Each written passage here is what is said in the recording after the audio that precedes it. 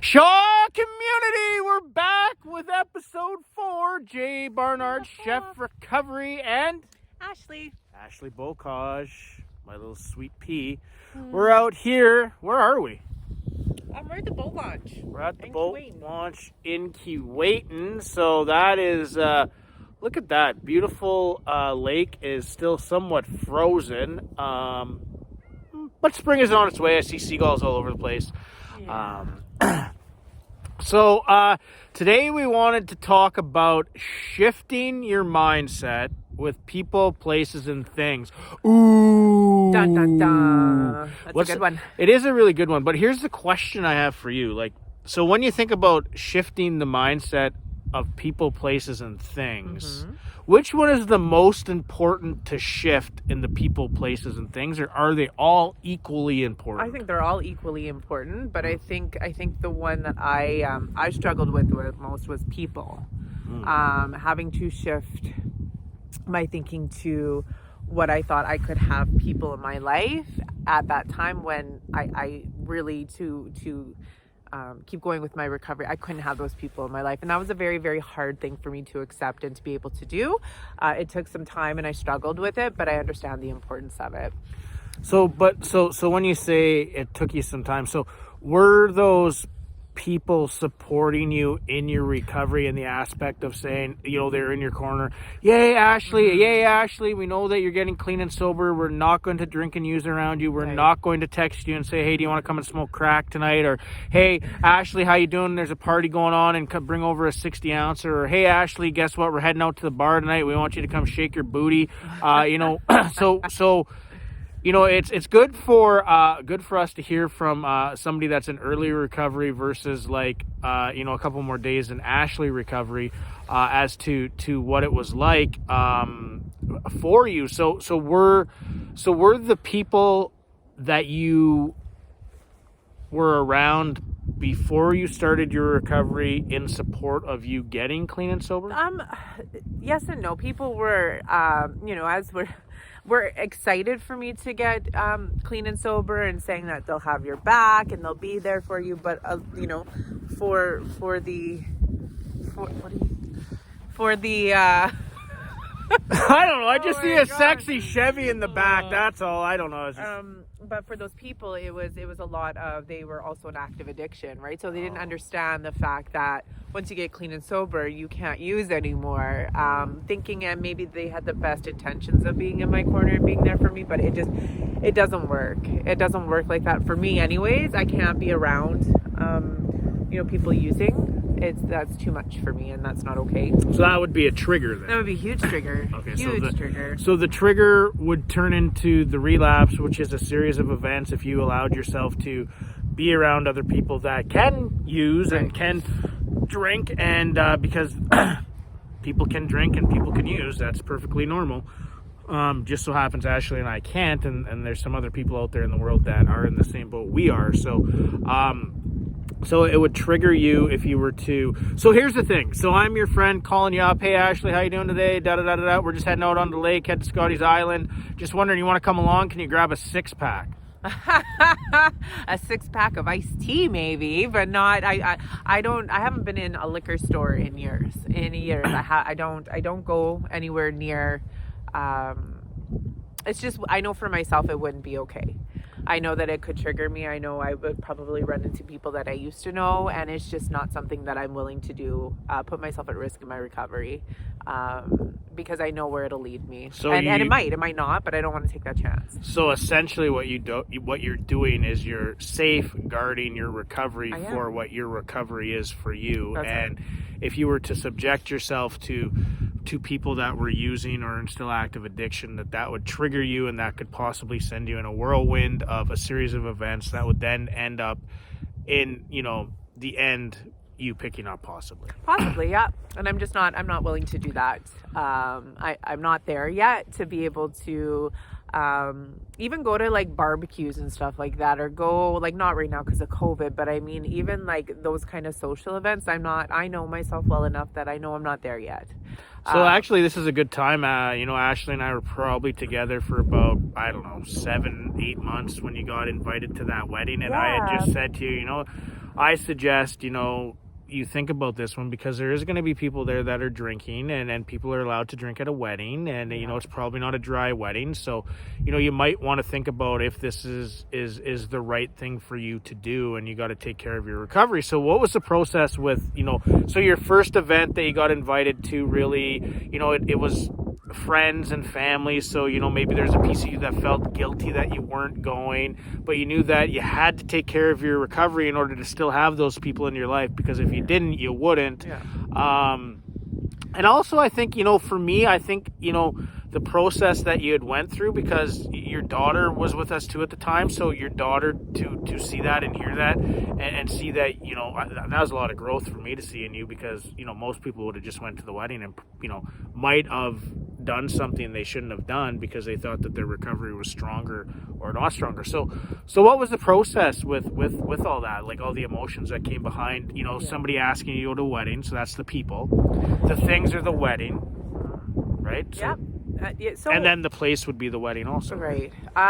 So it was more or less like when at first I was right, I'm like, yes, I'm going, I'm so excited to see everybody, and it was more of the aspect of I wanted people to see me in a different light, right? And so, but as Jay was talking to me and suggesting and stuff, I kind of sat back and I'm like, okay, Ashley, let's think this through, right? So I actually stopped and paused and I played the tape forward. Well, it's super important that that you do that. You take that minute instead of having that impulse, right? Because a lot of addicts and alcoholics were very impulsive, and we want everything, and we wanted it yesterday. So we don't think of everything that comes with the decisions we make. But I was able to do that. So I was able to say, okay, if I go to this wedding, there is going to be drinking. There's going to be lots of people I know. It's going to be a big party. It's going to be a great time. There's going to be laughs and so on and so forth. But I don't drink anymore. So I had to think about how that was going to affect me and what could potentially happen if I put myself in that situation when I was in such young recovery. And still to this day, I don't think I would go yet. I'm not quite there yet. And I might not ever be. And I have to. Well, it might be different if we both went, because we were both, we both are clean and sober. So absolutely. It might be different. I'm not there yet. By yourself. That's right. Yeah, absolutely. So, you really touched on some serious points there that I want to point out, right? So the impulsive thinking, right? So actually impulsive thinking actually drives you to false beliefs, because all of a sudden your impulsive thinking honestly will tell you that you're okay to go to this, even if you don't want to, even if you think you're strong enough, and even if you think you got enough willpower. But some of us have reservations in the back of our mind that we can use someday, and some of us can get clean and sober for a few years, and some of us can go out and have a couple drinks and then whatever. That's that. I don't judge anybody, nor does Ashley. Nope. However you get your recovery is your recovery. It just so happens with the recovery couple, we are completely abstinent from all drugs and alcohol. That's how we get a life worth living today. But there's many ways to put your foot in the shoe, or how does that go? Skin a cat? No, not skin a cat. No. Anyways, I think you know what I'm trying to say.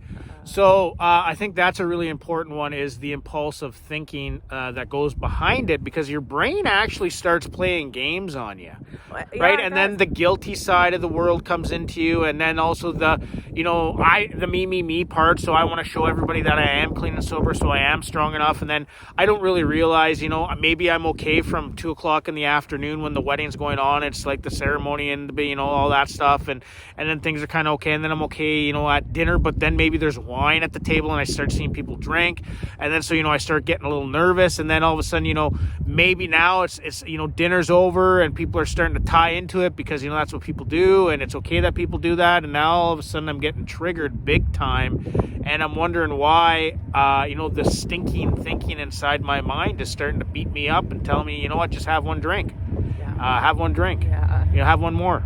Have one more, and truth be told, 1,000, one is too many, and 1,000 is never enough. So, true story. that was a really good thing to point out about the impulsive thinking. Also, the other really good thing to point out was the processing of it all, right? So stop, play the tape through. Don't just play the beginning of the tape, miss the middle, and forget about the ending. Because I wanted to do that. Yeah. I definitely wanted to do that. I wanted How it to many be don't? okay. I do too. I just want to play the beginning and forget about the middle and the end. I just want to go have a good time too. Yeah. But here's the deal. You can have just as much fun in recovery without drugs and alcohol as you can with drugs and alcohol. So those two things are like, those are really important things. I'm glad that you brought those up. So for myself, you know, I was always with women and dated women over the course of the last, you know, till I met Ashley. I was only with one other girl in recovery, and that was early recovery. So I was 4, 5, 6 months, something like that. It didn't work out, and you know, at the end of the day, I didn't want to be with somebody that was like me, because then they would be able to know me too well. And I as an addict and alcoholic, I don't want anybody to know me. I don't want to, I got to keep everything close. So, you know, I dated and hung around people that weren't necessarily in the program. And for me, I was vigorously living through them. So if they got drunk, then, I mean, I didn't drink, but I would vigorously live through them, and it would come to a point where I got to go home, right? Or if, you know, if they were using or whatever they were doing. So I was, you know, vicariously living through their addiction, but not using, but, you know, getting those same feelings like I would be using. And, you know, it'd take me on a tailspin. And I did that for a few years, you know, just really trying to fit in, right? I was really just trying to fit in, you know, somewhere around 3 or 3.5 years, all of a sudden I told myself that, you know, recovery and the rooms of AA and NA became boring.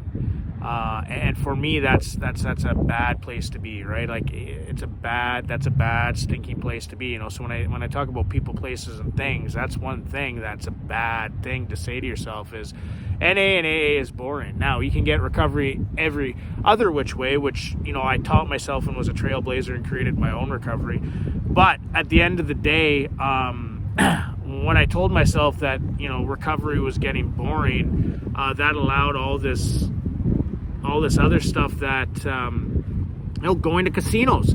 So I started going to the casino, and I started getting addicted to the casino. And it was just, you know, every time I put, you know, 150, 200, 300, 400, 500, 600 bucks on number 29, and I'd watch the ball go around, zing, zing, come on, hit, no. It was just like getting drunk and high. And I actually got addicted to the casino, and it almost, you know, it broke me. It made me broke. Literally made me broke. And had to go to credit counseling to get that situation under control back in 2011 and 12. So from there, then I turned to just, you know, being a womanizer, and then from there I turned to working too many hours, and then from there I worked to doing too many things, and then so for me, I got to be really careful, because, you know, people, places, and things, I understand people. People are people. I can't change people. I can only change myself. So it's truly up to me if I want to inject myself into a situation or not inject myself into a situation. 9 times out of 10, I shouldn't inject myself into the situation, because I shouldn't be in that situation. So that takes care of the people. The things are always going to happen. Things are always going to happen in your life. They're always going to pop up, right? You can't, things are everywhere. Things are everywhere. And it's very important that you recognize that, and it's very important that you're okay with that. You know, that you can only do what you can do for you. That's it, right? Your recovery has to come first. So you got to take care of you in order to be with people, places, and things. So, you know, things could mean anything. You could be walking down a back alley, see a pop can, and that could trigger you. Yeah. You could be walking down a back alley, you could see a needle, that could trigger you. You could be walking down a back alley and somebody passed out. That could trigger you. You could see somebody breaking into a house from your car. That could trigger you. You could see so many different things that could trigger you. And if you weren't on top of your recovery, you would never understand what those things are. And being right? honest about your recovery. Like I work at our local detox center here, and we have the managed alcohol program. And I had to train in that program, and I thought I was able to do it, and I was okay. And I said, yeah, and I was gun ho, and I didn't want to, tell my employer that I couldn't do it. When I poured that wine, I was very triggered. So why didn't you want to tell your employee that you My didn't employer? want to? Yeah, employer. Sorry. I didn't want to tell him because then I thought I would lose my job. Right. So did you start feeling all these things of like guilt and shame and remorse? I did, and, yeah, And I why did. am I an alcoholic and why am I an addict?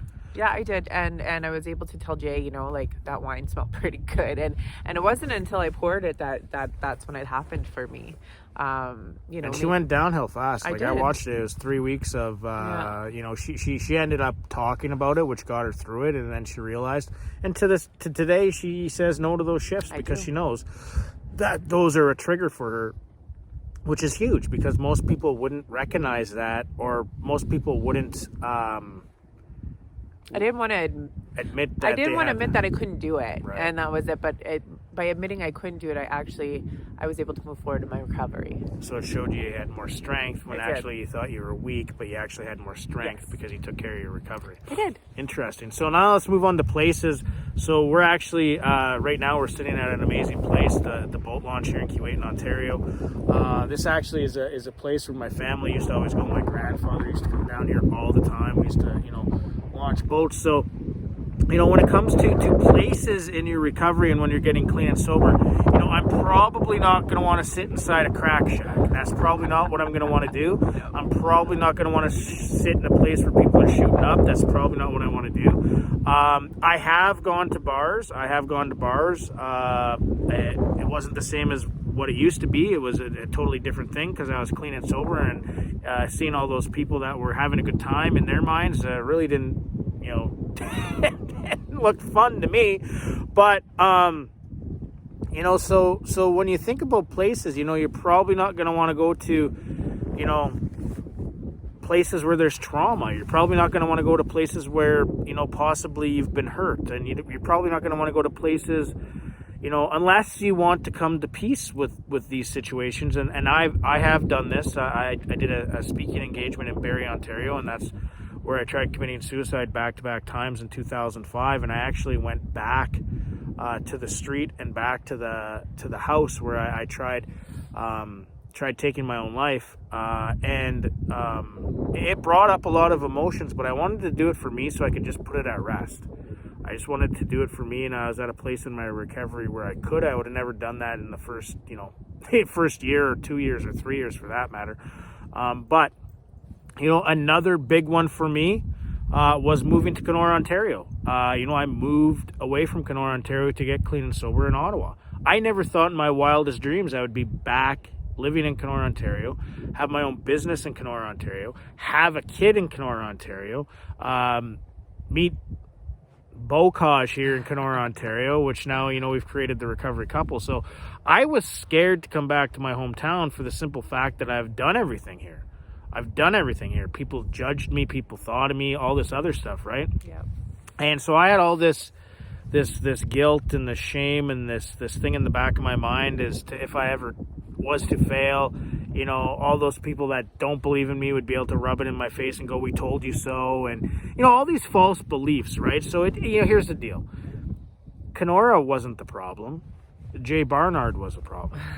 Sudbury, Ontario wasn't the problem. Jay Barnard was the problem. Barrie, Ontario wasn't the problem. Jay Barnard was the problem. Hamilton, Ontario wasn't the problem. Jay Barnard was the problem. So when Jay Barnard admits to himself that he's the problem, Jay Barnard can live anywhere because he doesn't blame people, places, and things on the way his life is because he creates his own life. So for me, I've been back in Kenora, Ontario now for 6 years. I've lived here for 6 years and I've done very well here. And I'm very grateful and happy that I did decide to move back home because, home is where the heart is. That's what they always say, right? So when it comes to places, what is your thought on places? You know, like you, I had to admit I was the problem, and not everywhere else was the problem. So my hope, or what, you know, I haven't left Kenora. You know, I mean, I did when I went to go to treatment, and then went to a second, like, a recovery home, but I came back. And it took a long time for me to be okay with that. I was planned on moving, actually, before I met Jay. Once my youngest daughter was done high school, I was out of here. Well, here's a question for you. So the house you live in today, Yep, you used in that. I sure did. Yeah. So you went and got clean and sober, away from Kenora. Yeah. Then you came back. You almost lost your house because of your active addiction. Yeah. So you went to get clean and sober, came back, and you lived in your house. So were there any triggers or things or anything like that inside your house? Oh, yes. Because obviously, you know, that's where you are. Yeah, and I'm still there. It took a while. Like, there was a lot of you know, and not by me by any means, but there was a lot of used needles in my home, in my walls, that I had to get out. There was you know, booze bottles everywhere. There was, like, holes all over the house, in the walls. So it was pretty run down.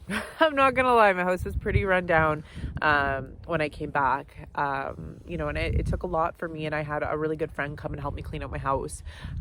We took everything out of it. It was trashed, you know, but with over time and healing, and it was a healing process for me too, to be able to patch up all the holes in my wall and repaint it and make it a home again.